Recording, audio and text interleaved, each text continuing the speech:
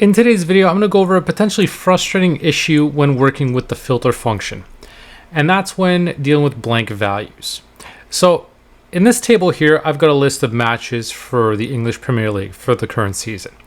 And over here, I'm using the filter function to just pull in the matches involving Liverpool when it's the home team. So I've correctly set up the filter function looking at this field when it's a match for Liverpool. So I've got these values pulled in and I've got these matches. I've got the schedule in here. But the problem is, instead of blanks for the scores, it's putting in 0-0. So this can be confusing. It looks like maybe the results have already been played for some of these matches, or all of them in this case. But they're actually blank values. It's putting in zeros. And so how do we get around this? So the easiest way to fix this is, right now these are just blanks. So this occurs if you just select these cells and delete them, then they show up as blanks. So even though I press the delete key, it still pulls in as a 0.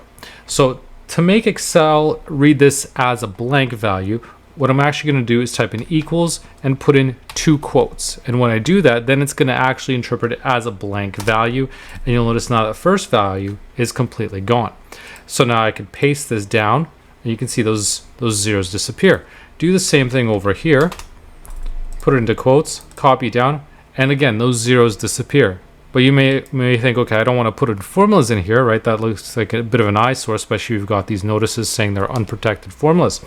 So what you can do is select all these formulas and then hit Control C and then Control Shift V to paste as values. So now they're pasted as values. You don't see those formulas anymore, and they're no longer pulling in as zeros. So I can do the same thing over here, Control C and then Control Shift V to paste as values. And by doing so, now Excel's properly reading these values as blank values and not zeros when applying the filter function. So that's how you can get around that issue when working with the filter function.